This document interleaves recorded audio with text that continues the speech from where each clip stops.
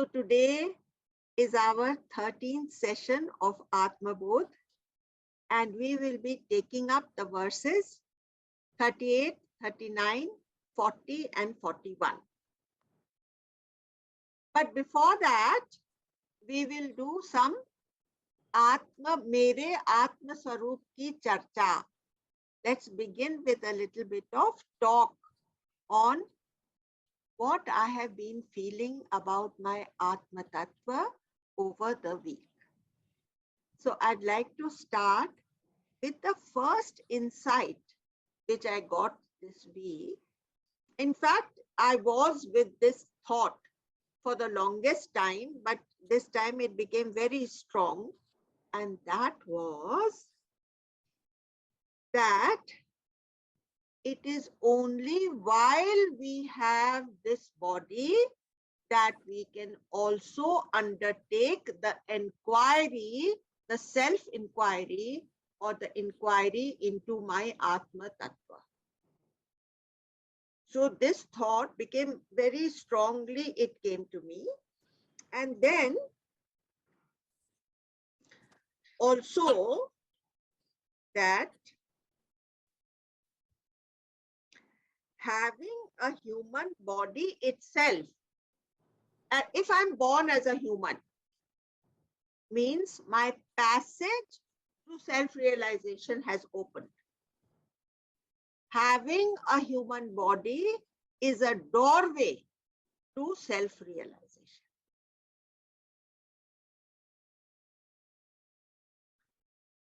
Now, suppose there have been moments of self-revelation in me. Can those be lost? Can I just lose this thing which I have explored or acquired, this sense, this insight? Can I lose it? You have to answer. No, so Roxana is saying that we can't. No, we can't lose Just it. like if you learn how to bicycle, even if you haven't bicycled for 20 years, that sense of balance will come back to you very fast. What you had taken a month to acquire, that sense of balance, if you have not bicycled for 20 years and you now start again, it will come back to you very quickly. Do you agree with me? Will it come back to you quickly? Yes. Anna? And the other thing is that no philosophical concept can challenge it, because it has been now our experience. Can any philosophical concept challenge? Can I challenge that this is my hand? Suppose you say, no, this is not your hand. I'll say, why are you saying this? I know this to be my hand. So when in the course of our dipping into the Vedantic meditations from time to time, if somebody challenges the Atma Tattva of which I am made, will I accept any such concept which contradicts it? I will not, no. There is another thing about this Atma Tattva. There is no outside and inside. Earlier, what we believed that my soul resides in me. Now, what do I know? That there is no outside and there is no inside. And why would a miraculous substance or state like the Atma Tattva, why would it choose to be locked up within me? Am I that great that it would choose to remain locked up in me? It is neither inside nor outside, because it permeates and it is all pervading and it permeates into everything.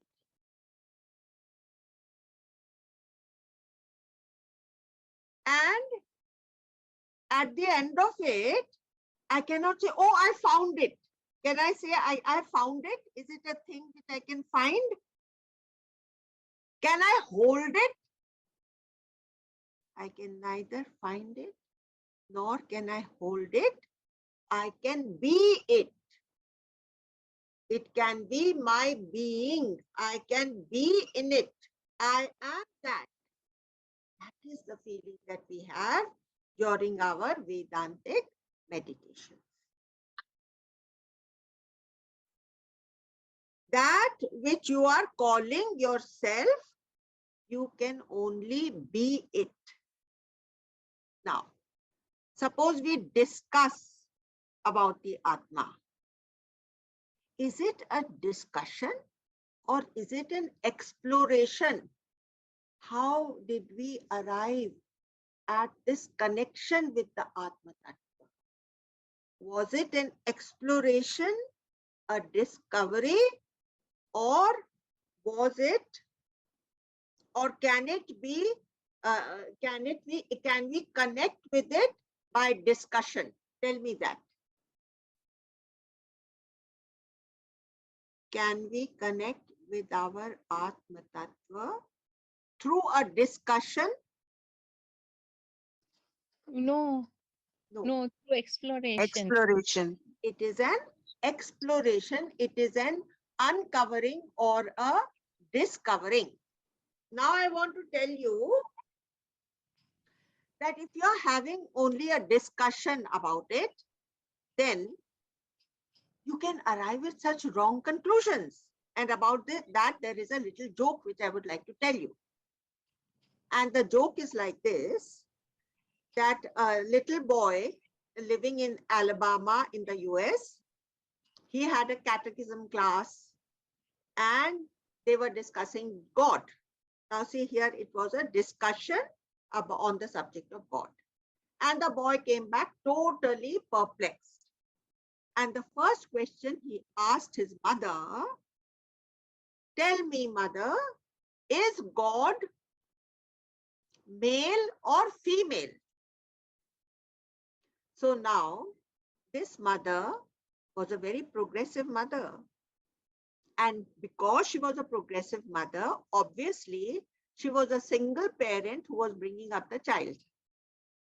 So she says she thought hard and long because there had been so many disputes and debates on this subject among the elders. So she said, after much consideration, she said, both. So then the boy again went into a long thought and then he asked, mother, is God black or white? Again, the mother also had to give lot of thought because she didn't want to sound racist. So she said, both. So then the little boy clapped his hands. Oh, I got it. It's Michael Jackson. So this is what I'm saying, that with discussion, you can come up with wrong conclusions. Whereas when you are uncovering your own layers and you come upon that state, then it is an altogether different experience. Is that clear? One more thing. The one more thing is like this. We had been talking about Nididhyasan, Hana. So when we were talking about Nididhyasan, we said that that is the best way to actually assimilate or imbibe this idea of the Atma Tattva. So just like you take, if you are diabetic, then you take insulin or some diabetes medicines all your life. Does it matter if you take all your life? Does it matter? You can take your diabetes medicines and live. Like that, if the whole life also you have to do nididhyasan, there is no problem. You do 5 minutes twice a day. Like you take so many things, 5 minutes every day. You take a bath, you brush your teeth, you eat your food. So many things you do repeatedly. So also you do nididhyasan all your life, because that will make you stay established in the Atma. Okay. Now, before we actually start upon the verses, we have not done our this invocation. So we'll do one Om chant and we'll do our invocation. Take a deep breath in. Om Vasato Ma Satgamaya Tamaso Ma Jyotirgamaya Mrityorma Amritam Gamaya. Om Shanti Shanti Shanti.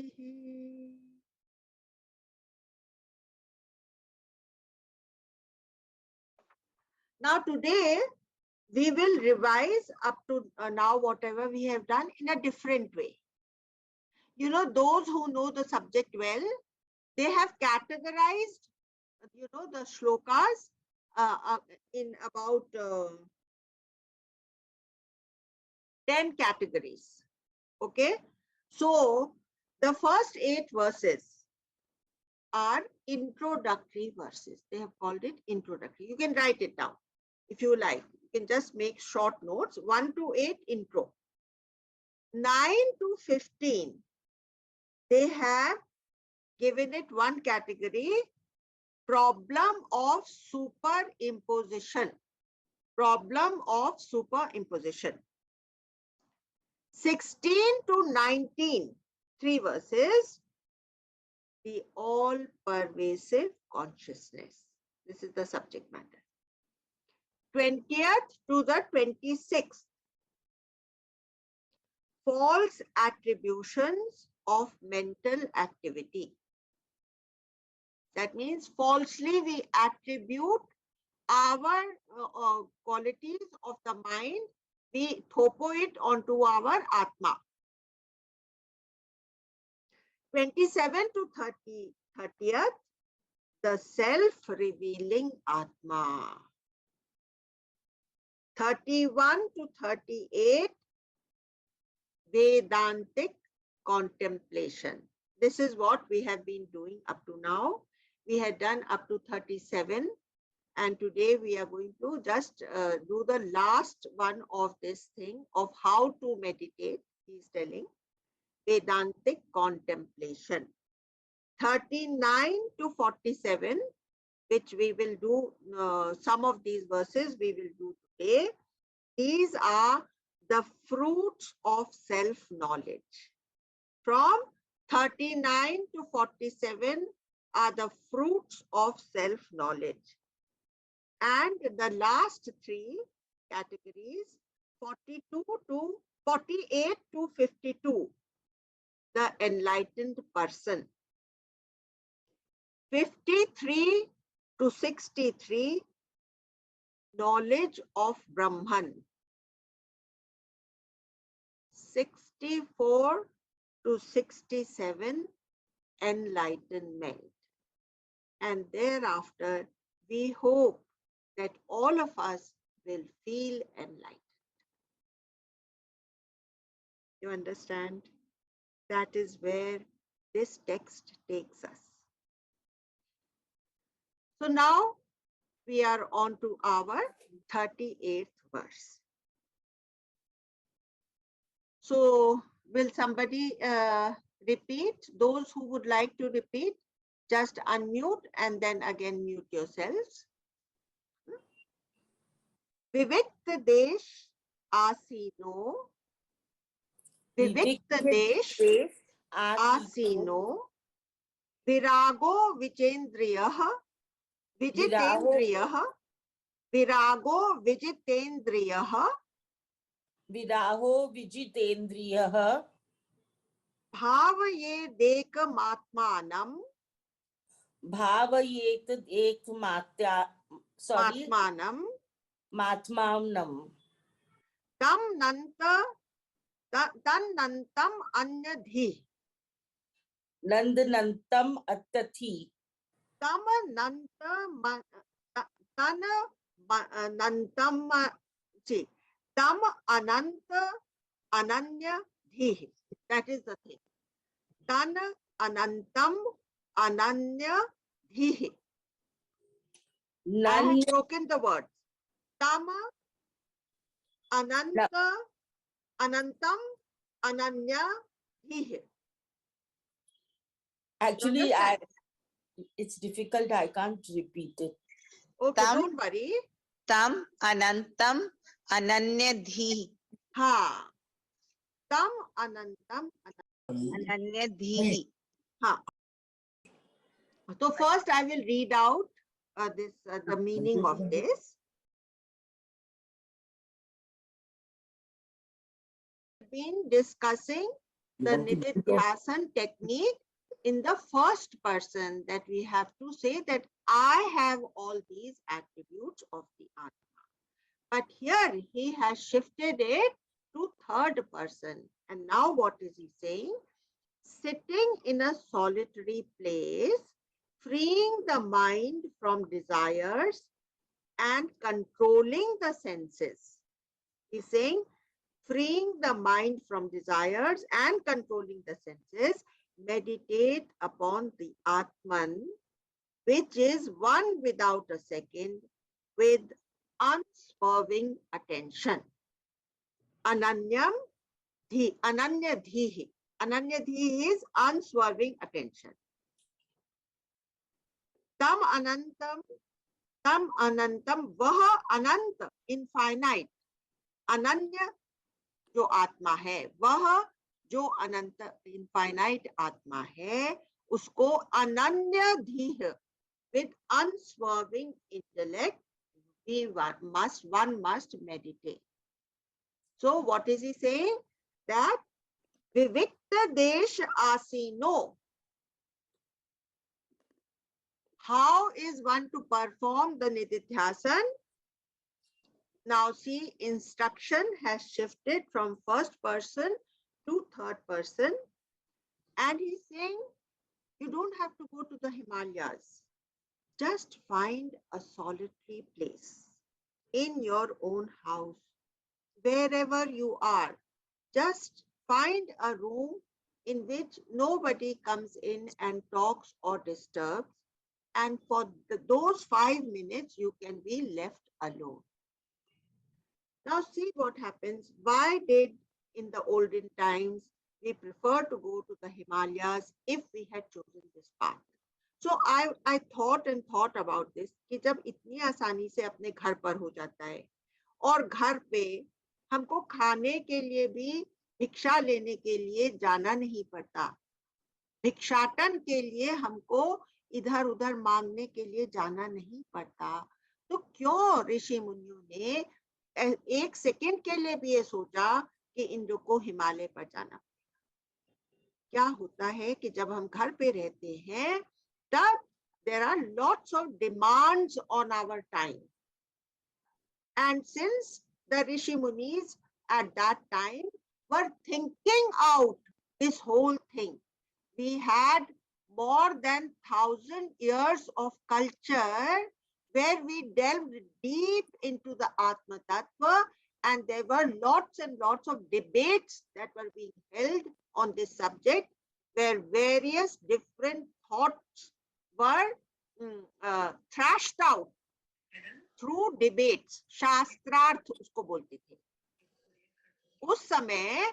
If there are people who have demand on us, if our time is demanded by so many things, we will not be able to attain those heights. लेकिन आज देखिए, आज जो हमारी self inquiry है, तो हम लोग को सब कुछ लिखा हुआ, समझाया हुआ पुस्तकों में और गुरु के द्वारा हमको सब कुछ अपने हाथ में मिल रहा है। इसलिए हम थोड़ा सा भी टाइम देते हैं तभी भी हम बहुत गहरे इसके अंदर जा सकते हैं। इसलिए आज हमारे लिए ये जरा भी जरूरी नहीं रहा कि हम हिमालय जाएं। एक तो वहां पर इतना दुविधा से भरी, कष्ट भरी हमारे शरीर के लिए वो जो वहां का रहना होगा वो हमको बिल्कुल भी माफक नहीं आएगा। तो हिमालय पर जाने की जरूरत नहीं है, घर में ही एक छोटा सा सॉलिटरी कॉर्नर हम ढूंढ सकते हैं। और ये जो देखिए, ये जो श्लोक है ये हमको याद दिलाता है 6th chapter of the Gita, where Krishna is saying exactly the same thing. Now imagine the few years that Krishna spent with Sandipani Guru, how much he had studied the scriptures and how well he had understood that in Gita, many a times he is quoting verbatim from the Upanishads. So here also this Shankaracharya is saying that find a solitary place. Now, anyway, as we advance in life, life teaches us that the true source of happiness only lies within us. क्योंकि हमने देखा, अरे आज हम इतने खुश हुए जिंदगी में और अरे मेरी बेटी की शादी हो गई। हाँ, अब जिस शादी की वजह से मैं इतनी खुश हो रही थी, कल को मेरी बेटी को कोई भी पीड़ा हो गई, दुख हो गया, तो मैं उतनी ही दुखी होंगी या उससे भी ज्यादा दुखी। तो मैं रियलाइज करती हूँ कि पूरे जिंदगी में और जिंदगी के उतार चढ़ाव में कोई भी ऐसी स्थायी आनंददायक चीज है ही नहीं जिसके पीछे मैं अपने जीवन को ऐसे ही बर्बाद कर दूं। तो जिंदगी has taught us these lessons, that and by that we have learned that the true source of happiness only lies within us. Now, when we have acquired this knowledge by being slapped and threshed in life, and with that attitude, we move towards our progress in spirituality,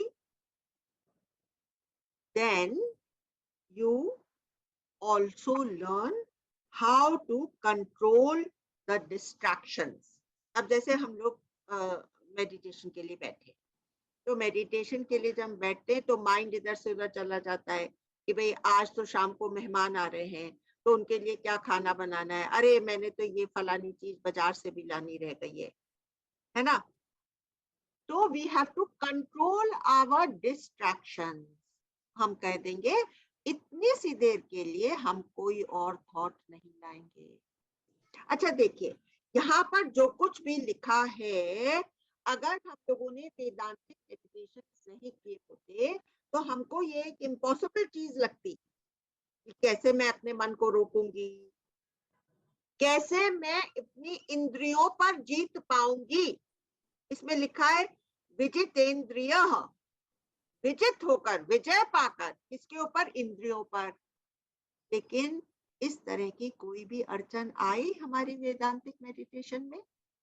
इंद्रियां तो अपने आप चल रही थी, हमारे सांस भी अपने आप चल रहे थे, हमारी आंख बंद थी, कानों में अगर कोई नॉइज आकर के पड़ जाती थी तो हमको कोई प्रॉब्लम ही नहीं होता था। कोई छूने वाला तो हमको था ही नहीं क्योंकि हम तो अलग कमरे में बैठे हुए थे। तो इंद्रियों से हमको कोई परेशानी नहीं आई। देखा था आप लोगों ने? Please answer. महसूस करा था आप लोगों ने? किसी तरह की परेशानी इंद्रियों के द्वारा आई हो, ये महसूस करा था क्या? नहीं आई थी। कोई भी आई नहीं। Others are silent. They got some problems because of their sense organs. नहीं आई। No problem. Okay, not at all, है ना? तो this is not difficult to achieve. अगर हम लोगों ने वो एक्सपीरियंस नहीं किया होता तो क्या हम लोग तो कहते भैया हमसे तो ये नहीं होगा, कैसे अपनी इंद्रियों के ऊपर जीत पालेंगे. लेकिन ये थोड़े से टाइम के लिए हमको उनको बाजू में रखना है, तो ये हम कर सकते हैं, है ना. और अभी क्या होता है, अभी हम लोग मेडिटेशन पर बैठते हैं और घर का बहुत सा काम पड़ा हुआ है, तो हम हर 5 मिनट से घड़ी देखते हैं, अरे 20 मिनट हो गया क्या, 15 मिनट हो गया क्या, 18 ही मिनट हुआ है अभी तो अगर हम घड़ी देखते रहेंगे तो क्या हम उसके गहराई में जा सकेंगे? हम तो नहीं जा सकेंगे. इसलिए वो लोग एडवोकेट करते थे कि तुम भैया घर से अलग हो जाओ. ये तो इतने थॉट्स आते थे. और आजकल तो देखिए, no generation has been as comfortable as we have been in these times in today's day and age. Why? Because we can get everything that we require by going to the supermarket and fill up our fridge and not move out of our room for one whole month. है ना? रह सकते हैं कि नहीं? पहले जमाने में ये सुविधा थी क्या? इसलिए this is the golden period for a spiritual uprising, a surge of spirituality overtaking the world to make it a better place for humans to live in. This is the right time for spirituality to be at its height, provided we have that longing.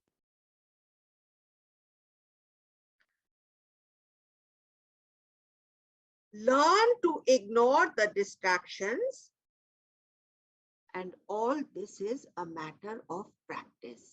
पहले दिन ज्यादा होएगा, फिर अगले दिन से कम हो जाएगा और कम होएगा, and then we will be able to be fully with our meditation for 20 minutes, 30 minutes, whatever we would like. And it is said, seated in a solitary place and free from desire. ये भी कितना मुश्किल लगता था. हमको लगता था अरे पूरी जिंदगी डिजायर ही नहीं रखना है. अरे तो मेरे अंदर तो ये डिजायर है कि मेरे बच्चे का एडमिशन हो जाए. तो ये डिजायर नहीं है, ये तो नेसेसिटी है of the practical plane on which I am simultaneously existing.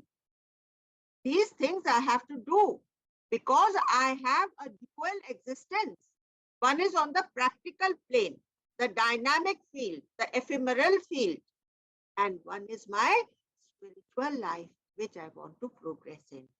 So I have to be, जैसे पिछली बार भी हम लोगों ने बात करी थी कि ये नहीं है कि भाई अब मुझे तो आत्मज्ञान हो गया तो मैं हर चीज धीरे धीरे, कोई जल्दबाजी नहीं होनी चाहिए. तो मैं बिस्तर लगा रही हूँ तो वही आधे घंटे तक बिस्तर लगा.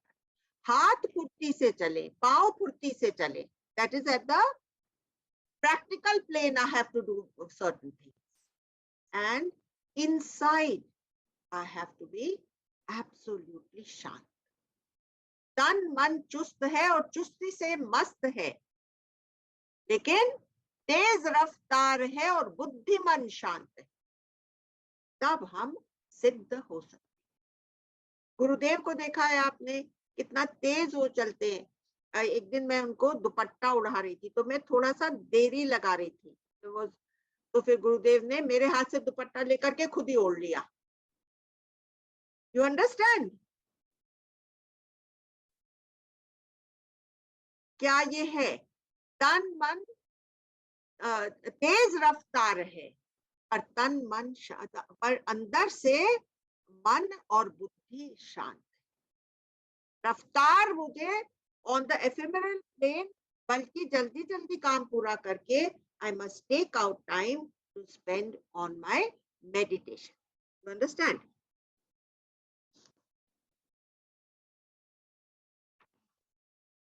तो अब ये देखिए, एक ये जिस शब्द पर हम लोग अटके थे, तम तम अनंतम अनन्य धीः. तो मुझे एक बहुत खूबसूरत इंसाइट इन शब्दों के साथ आई। तम, तम किसे बोलते हैं? तमस को भी बोलते हैं ना? तम बोलते हैं कि नहीं तमस को? Please somebody answer. Yes. हाँ हाँ है तम ना? तम तमस, रज, सत, रज, तम, ये कौन से 3 गुण हो गए ना? सतोगुण, रजस, रजोगुण और तमोगुण, तमोगुण 3 गुण हो गए ना? तो मुझे ये लगा कि जब मन का तमस हमारा खत्म हो जाता है, तब उस शिव तत्व को, जो भी तमस कहा जाता है, ओम का मतलब, ओम का, ओम के 3 पार्ट्स होते हैं ना, तो उसको, ओम को सत रज तम, इट represents सत रज तम, it represents ब्रह्मा विष्णु महेश। तो Brahma is considered the sat, Vishnu is considered the raj, and Shiva is considered the tama. तो मुझे ये फील हुआ कि जब मन का तमस खत्म हो जाता है, तब हम उस इनफाइनाइट शिव तत्व को महसूस कर लेते हैं, जिसका एक और नाम तम भी है। उस अनन्य शिव तत्व को हम महसूस कर लेते हैं, लेकिन उसके लिए कैसी धी होनी चाहिए? प्रखर धी। My intellect has to be very alert and awakened. उसके अंदर का सारा तमस खत्म हो जाना चाहिए, तब मैं उस शिव तत्व को, जिसको कि हम तमस भी बोलते हैं, गहन तमस, उसको भी मैं समझ सकूंगी। You understand? तो ये मेरे अंदर एक ये आ गया था। तो यहाँ पर देखिए क्या बोल रहा है कि भाव, ये फिर एक ही भाव रखना है, एक ही आत्मा का भाव रखना है, जो कि अनंत है और अनन्य धीर से, जो धीर अनस्वर्विंग इंटेलेक्ट से उसको हम जान सकते हैं, उसकी गहराई में उतर सकते हैं, और हम अपने एक्सपीरियंस से कह सकते हैं कि हाँ, मैंने उसको महसूस किया है, मैं ही वह हूं।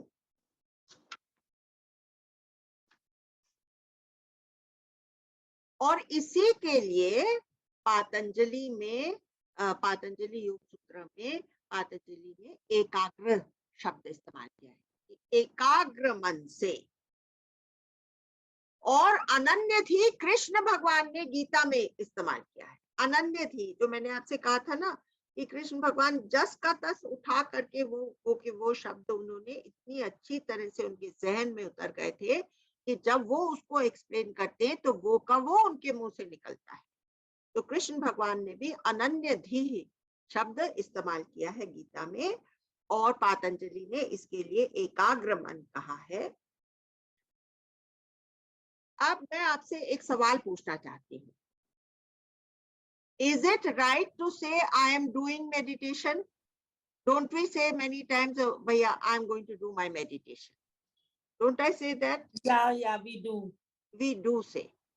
Is it right to say that? It is not an act, but it is a state. It is a noun. It is not a verb.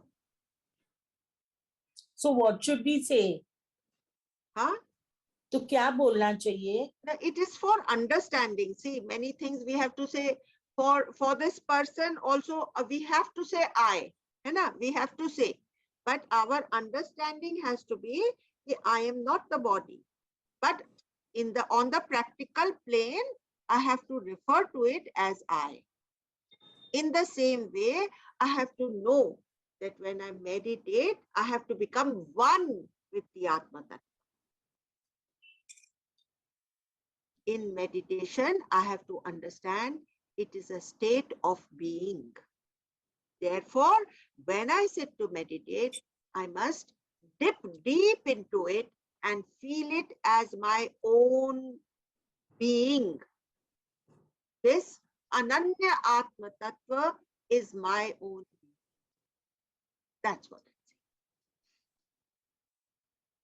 say. Okay. Now we will take verse 39. Atmani ev akhilam drishyam. Atmani ev akhilam drishyam. Yes, Mamta. Atmani ev akhilam drishyam Pravilapya pravilapya dhiya sudhihi. dhiya sudhihi Bhavayet ekam bhavyet ekam atmanam atmanam nirmala akash Nirmala nirmalakashvat sada. sada. Sada. निर्मल आकाश के जैसी सदा एक ही भाव मन में रखना है कि वो निर्मल आकाश की तरह सदा है।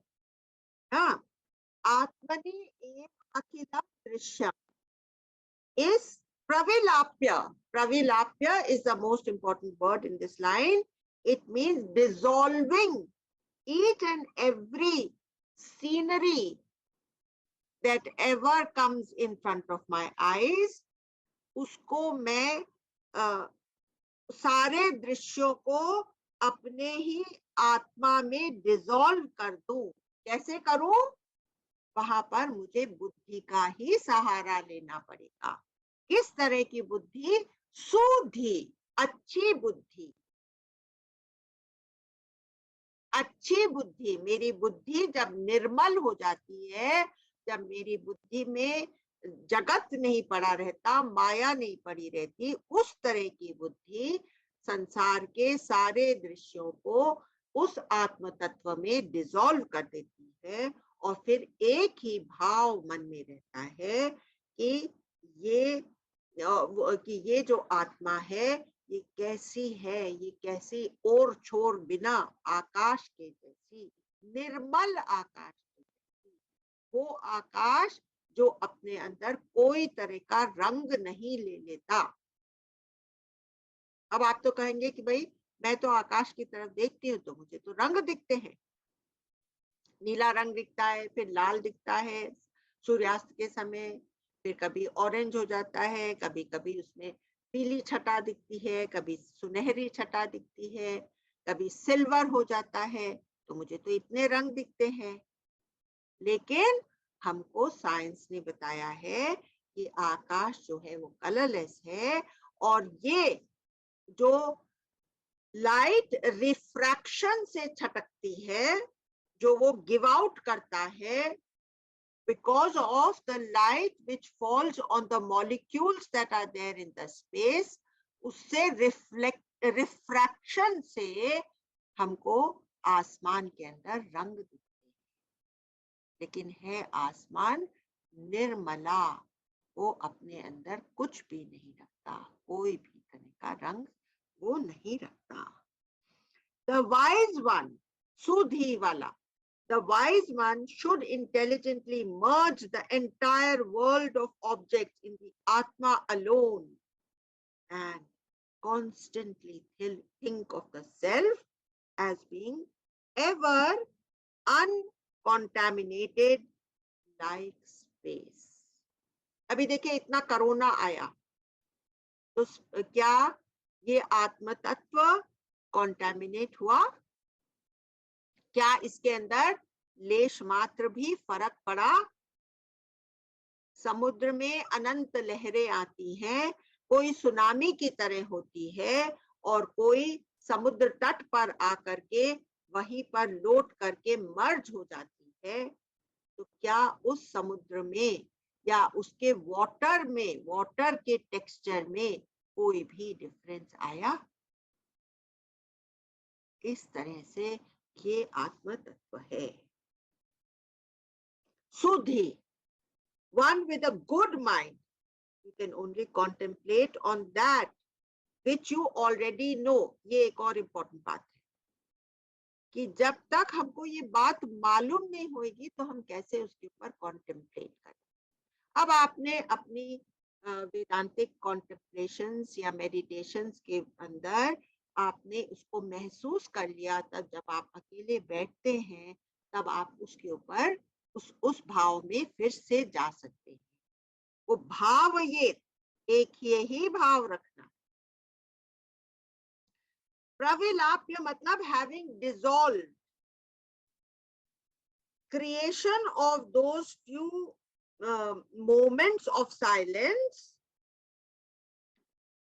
by that experience of those few moments of silence, that perfect silence helps you to dissolve each and every drishya that has ever come in front of your eyes. अभी इसमें एक बहुत इंटरेस्टिंग बात है जो गुरुदेव ने हमारा ध्यान खींचा था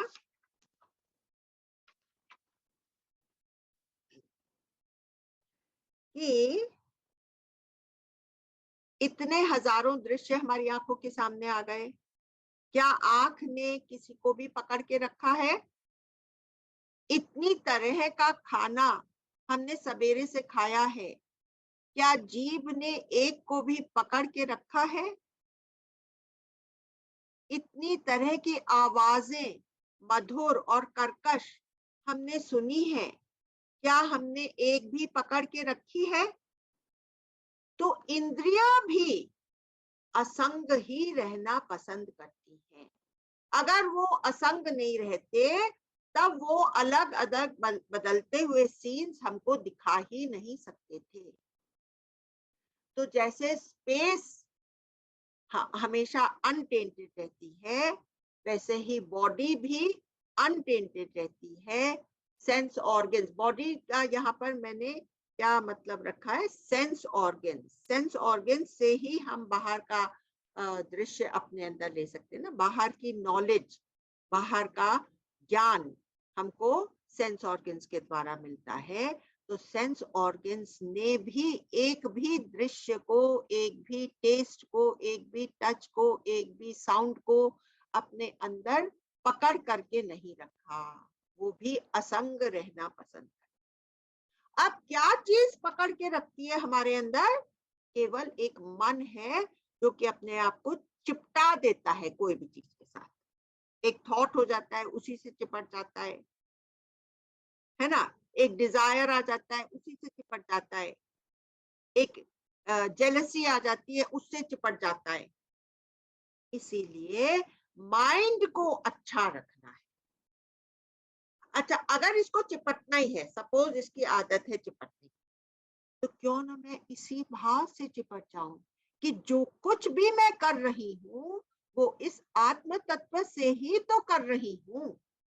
यही तो मेरे अंदर का पावर है, इसी के अंदर ही तो सब चीज निकलती है। कोई भी थॉट आता है वो इसी के अंदर से ही तो आता है। अगर वो आत्म तत्व नहीं होता तो मेरे अंदर कोई भी वृत्ति उठ सकती थी क्या? तो ये समझ जो मेरी है, इससे मैं सारी वृत्तियां, सारी फीलिंग, सारे इमोशंस सबको उस आत्म तत्व में डिसॉल्व कर सकती। जैसे हमने ये बात समझ ली है कि जो स्पेस है उसमें कोई कलर नहीं होता, वो कलरलेस है। जो मैं देख रहा हूँ वो मॉलिक्यूल्स के ऊपर जो रिफ्रैक्शन हो रहा है उससे मुझे कलर दिखाई पड़ रहा है।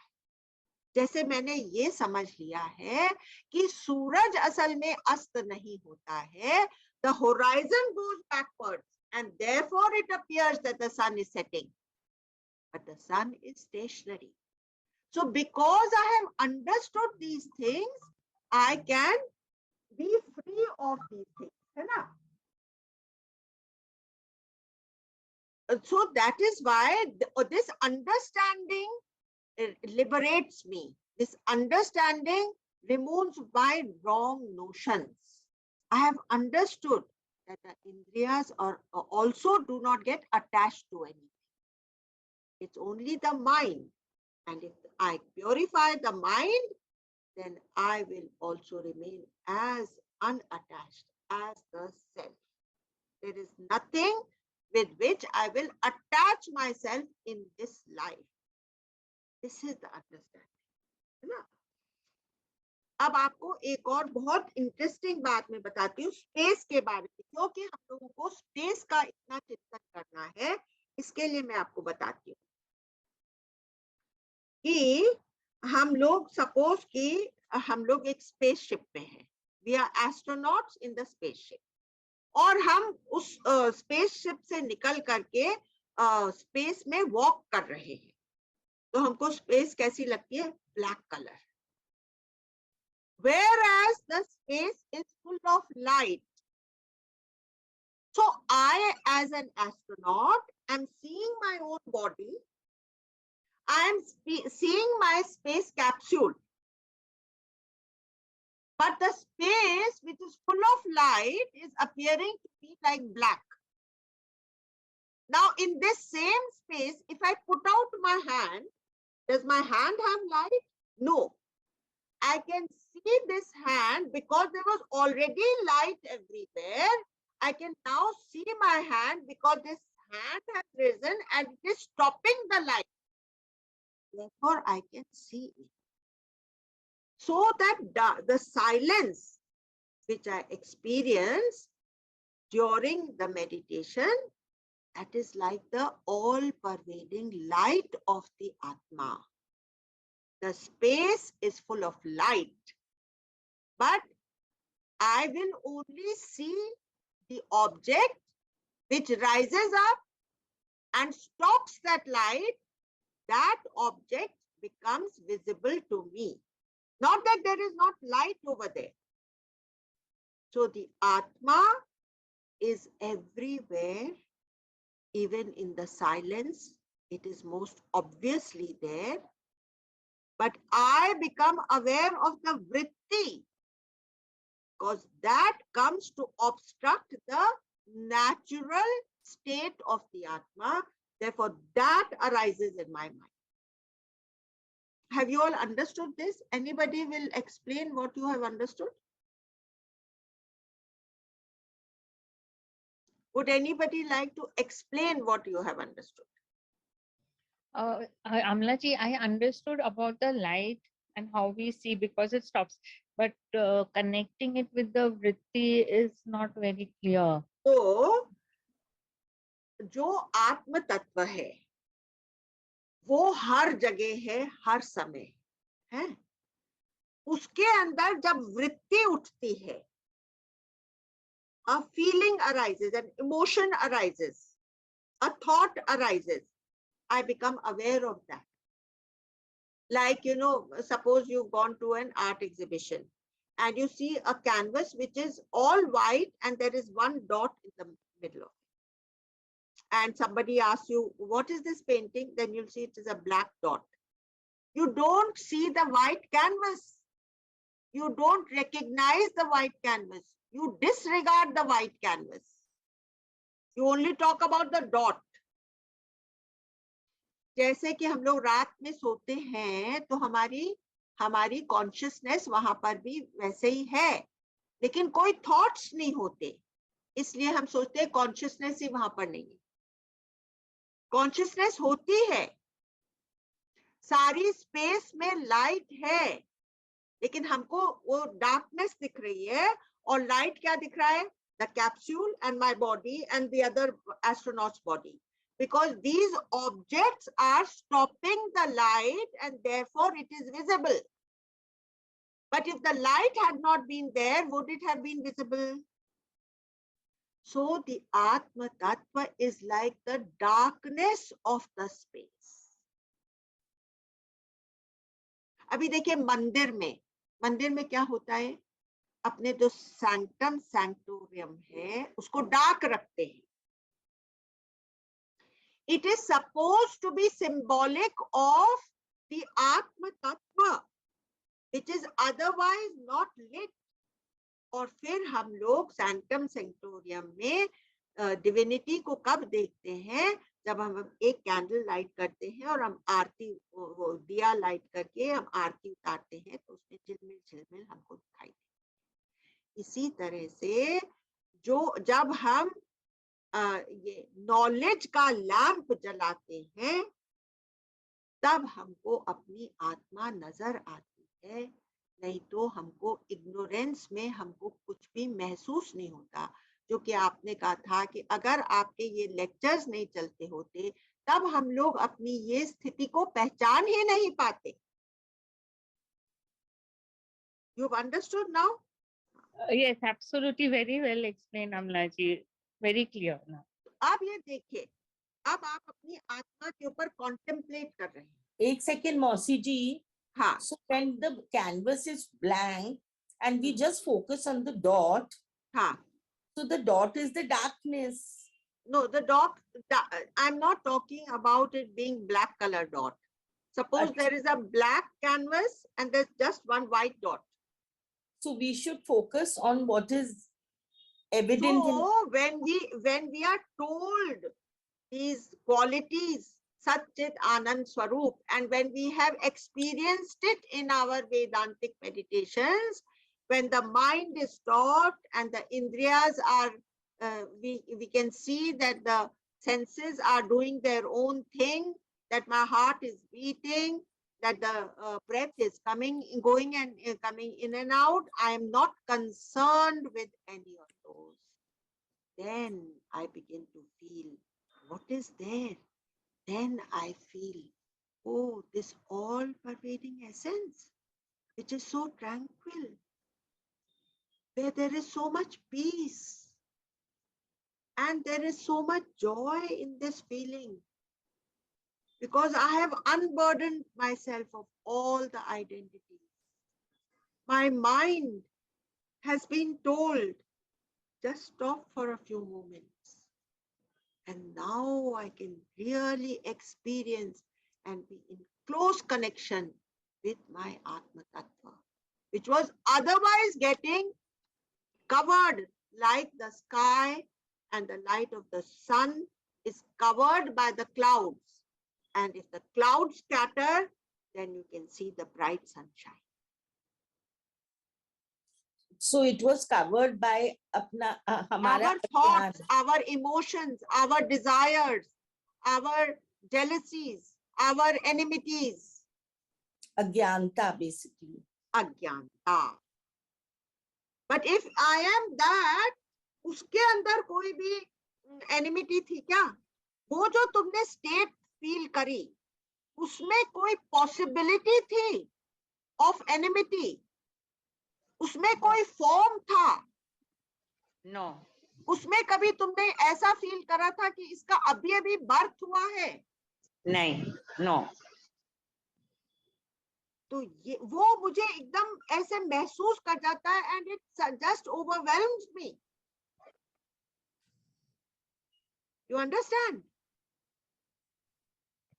It happens in meditation sometimes. In Turiya, I think we call it Turiyastha. When we are in deep meditation, we feel like that. Surya We don't state feel में anything. I can't या use the वेदांतिक meditations में जो Yeah. हम लोगों ने actually experience कर दिया है. word. Yes. अभी देखिए एक और बड़ी इंटरेस्टिंग बात है, इसमें एक शब्द इंग्लिश में एक शब्द आता है, उसको बोलते हैं न्यूमिनस silence. What is that silence which I experience? The Numinous. silence of my Atma Tattva. It is not a shunya, it is a numinous silence. It is filled with knowledge. It is filled with a sense of knowingness. And so the Wisdom. word is, bolo. It's full of wisdom, that silence. It is full of wisdom. It is a numinous. A knowingness is there in that state which I have myself felt and I have been in it. It is filled with knowingness, just as the darkness of space is filled with light. So the silence of your mind is filled with consciousness. The silence of the mind is filled with consciousness. So when we sit down to meditate, we have to feel all.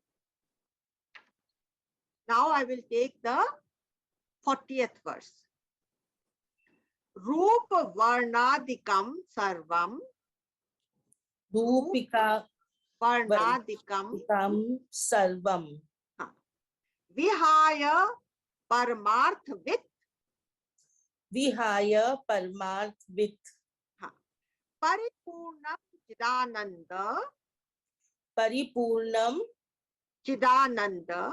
Chidananda Swarupena Swarupena avatishthate. Avanishtate Avatishthate. Avadishtate Tishtha. Avatishthate. Dishtate. He who has realized the Supreme discards all his identifications with the objects of names and forms. Thereafter, he dwells as an embodiment of the infinite consciousness and bliss. He becomes the self. He becomes the self. One who has realized the Supreme.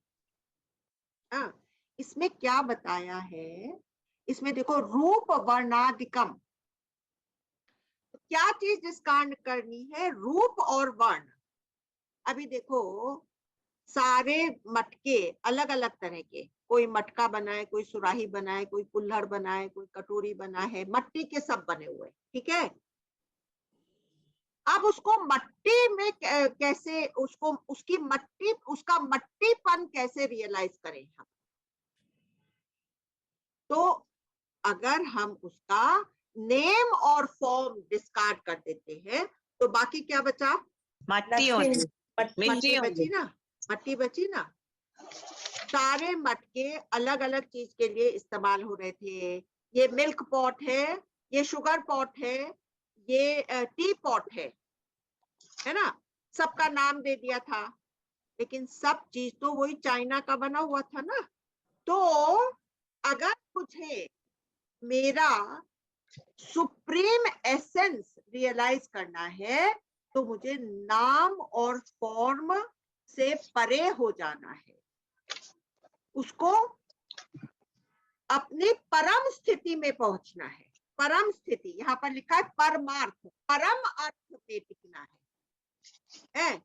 तो एक हो सकता है कि मेरा material meaning अर्थ, हाँ, जो दुनियावी अर्थ दे सकती हूँ मैं, या मैं थोड़ा एथिकल अर्थ दे सकती हूँ कोई भी चीज को, या मैं परम अर्थ दे सकती हूँ. परम अर्थ में टिकने के लिए नेम और फॉर्म को डिस्कार्ड करना है. तो इसमें क्या लिखा है? रूप वर्ण आदि कम. रूप मेरा, अब देखो हम लोगों ने कुछ सेशंस के पहले बात करी थी, ये आंख बंद करो तो बॉडी तो कभी फील ही नहीं होती. आप लोग अभी अपना आंख बंद करिए. किसी को बॉडी फील हो रही है? नहीं. बॉडी तो कभी फील ही नहीं होती. दूसरी बात क्या है? I am the headless one. याद है वो कहानी जब शिव भगवान ने कहा था कि आज मैं तुझे दर्शन देने आऊंगा, तो आदमी ने, वो भक्त ने पूछा मैं आपको पहचानूंगा कैसे? तो बोले कि तुम look for the headless one. तो गया, बाहर निकला, ढूंढ रहा है, कोई हेडलेस वाला तो मिला ही नहीं, सबका तो हेड था. तब उसने अपने आप अपने को यूं देखा, अरे I am the headless one. हम लोग अपना हेड कभी भी नहीं देख पाते. तो आप कहते हैं कि भाई शीशे में तो मैं देखता हूं ना अपना हेड. वो तुम अपना हेड नहीं देख रहे हो, तुम एक रिफ्लेक्शन देख रहे हो. तुम अपना हेड कभी भी देखते ही नहीं हो. तो ना तो मेरी बॉडी है, क्योंकि मुझे कभी फील ही नहीं होती मेरी बॉडी. कभी मेरी बॉडी में दर्द है सपोज, तो मुझे दर्द फील होएगा, दर्द का भाग फील होएगा. बॉडी का फील होएगी?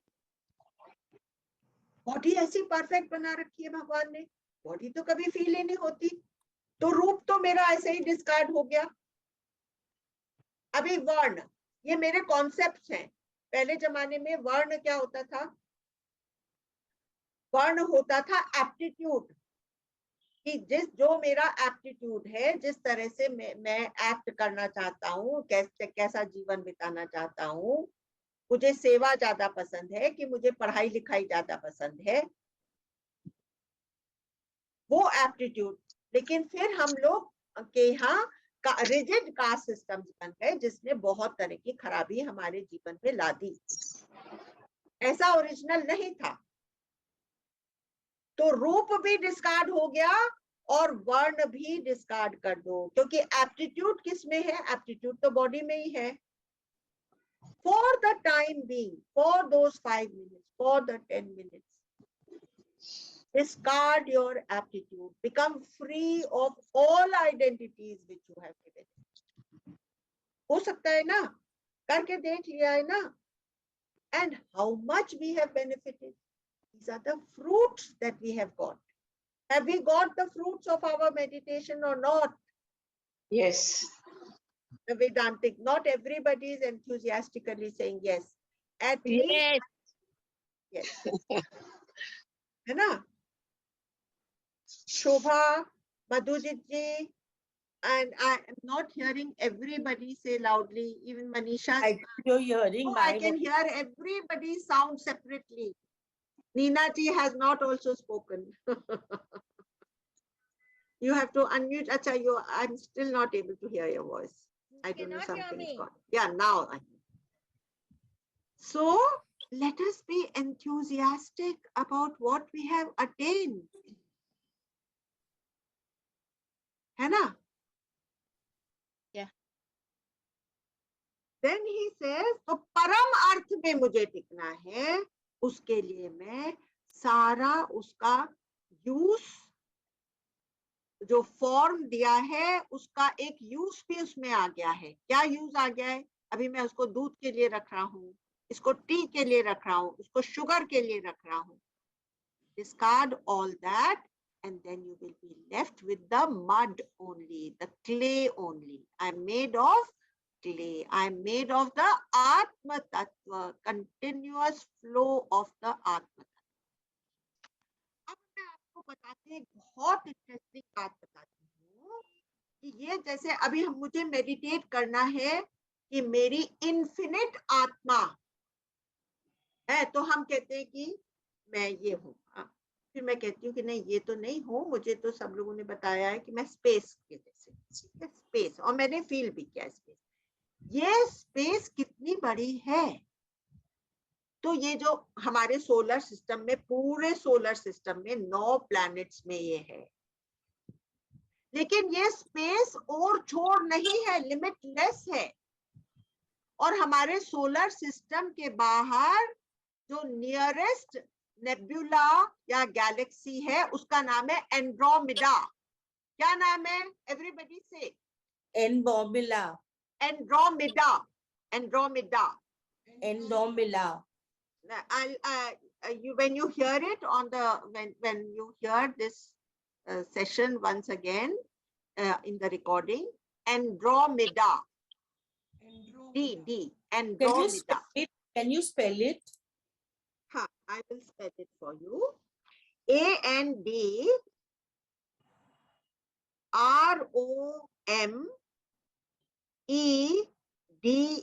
Andromeda. D for Delhi, D for Delhi, Andromeda. ये गैलेक्सी जो है, it is 2.5 million light years away. Andromeda galaxy is the closest galaxy to the solar system. और वहां तक वही स्पेस, वही आत्म तत्व फैला हुआ है। एंड ये जो एंड्रोमेडा नेबुला है या गैलेक्सी है, it is 2.5 million light years away.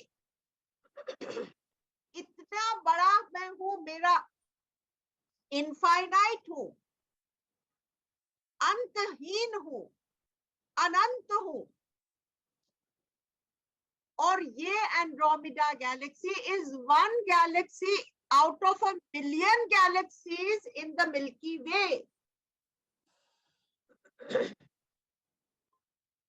और ये जो मेरी बॉडी है, it is 96.9% made up of intercellular dust. मतलब जब कोई भी गैलेक्सी या स्टार खत्म होता है तो उसके अंदर एक विस्फोट होता है ऑफ गैसेस, और वो गैसेस यहाँ तक अर्थ तक पहुंच जाती हैं, और वो मेरे अंदर 96.6 या 96.9 इतनी हद तक this body is made of intercellular dust. What is the intercellular dust? The gases of the space. That Atma Tattva, it encompasses everything. All the Panch Mahabhuts, all the galaxies, all the stars, everything.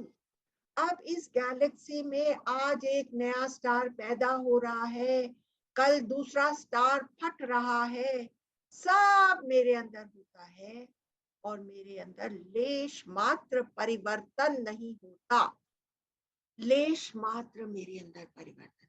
तो ये जो आज मेरे husband ने आकर के मुझे कोई कड़वे शब्द कह दिए, उससे मेरे अंदर कोई परिवर्तन होना चाहिए. आज किसी ने मुझे बिजनेस में धोखा दे दिया तो उससे मेरे अंदर परिवर्तन होना चाहिए. आज मेरे बेटे ने पूरा बिजनेस लुटा दिया, उससे मेरे अंदर परिवर्तन होना चाहिए. मैं जो इतनी बड़ी हूं, अंतहीन हूं, इस लाइफ को तो मैंने अंश मात्र में धारण कर रखा है, मेरी चितली उंगली पर धारण कर रखा है. जितनी भी लाइव्स हैं वो मेरी ही हैं. मैं वो सब स्ट्रैटम हूं, बाकी ये शरीर और वो शरीर सब बुदबुदे हैं. At one level, I am the same as I have the same substratum as my enemy. इतनी विशाल हूं मैं. इस विशालता को अपने अंदर ले लीजिए.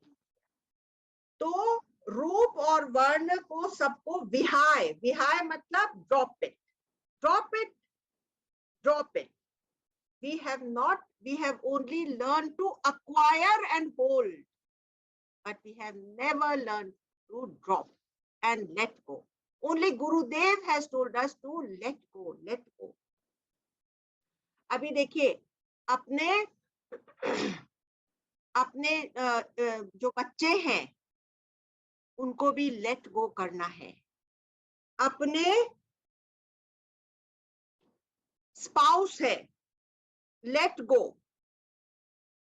एक रॉन्ग डील मुझसे बिजनेस में हो गई, मुझसे ही हो गई रॉन्ग डील, लेट गो. जितने डिजायर्स हैं लेट गो, इमोशंस है लेट गो. बैड हैबिट्स कोई नहीं छोड़ते हम लोग, उन्हीं को पकड़ के रखते हैं. Let go, let go of the body so that I can become immortal. My true self is immortal. I can experience that enlightenment which Vasishtha Muni had experienced.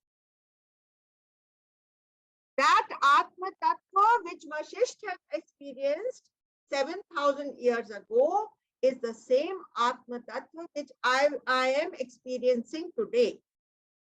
There has been no change in it. The ego, you know, in the mandir, I told you, in the mandir, in the sanctum, sanctorium, it is kept dark, and we light a diva to see the deity. Same way, we light the lamp of knowledge to see my own divinity. And you know, the camphor burning away in the mandir, that is symbolic of my ego getting burnt away. my ego will be burnt.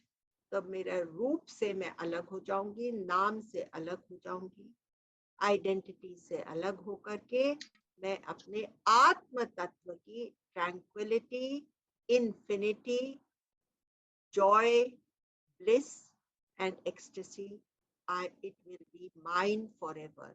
I will be in that state. Okay, I think we'll stop here. Although I have taken only 2 shlokas, but you know, I had been thinking so much about this thing that, you know, the explanations became a little too long. But in a way, we have covered the matter of the 40th as well as the 41st verse. But we will stop here and we'll take it up from there. So we have done only 38, 39 and 40 verses. 41 is still to be done, which we have run out of time. I was very ambitious today. I had given myself 4 verses, but it is so beautiful to think of myself as the all-pervading self. And you have to get the feel of it. What will you contemplate on when you are sitting in your meditation? How wide and infinite are you? You are Brahman. What is the meaning of Brahman? Vast. In plain and simple English, it is just called vast. Okay, would somebody like to share something, what you have understood today? Today's class was very unusual. The way you spoke about the Brahman and how you, I mean, it was really unusual. Though थोड़ा time लगा आपको, कभी-कभी पूछना पड़ा आपको समझने के लिए, but बहुत अच्छा लगा. Because I really had given so much thought to it. कि कैसे ये हूँ मैं, कैसे कैसे. So that's why only, you know, I wanted to pass that on to you all. Just imagine the entire space. पूरा महलात है मेरा और मैं झोपड़पट्टी की छप्पर लेकर के बैठी हूँ कि आज तो ये फट गया है छप्पर. Let go, drop. एक शब्द आज के इससे ले लीजिए. This is the takeaway of the class. Just let. This is the takeaway today. Just let go. Let go. फिर आप infinite space तो आप हैं ही. And unless you understand this thing properly, you cannot meditate on it. है ना? आकाशवत, निर्मल आकाशवत के ऊपर अनन्य धी से meditate करना है. ठीक है? So with these words, I take your leave.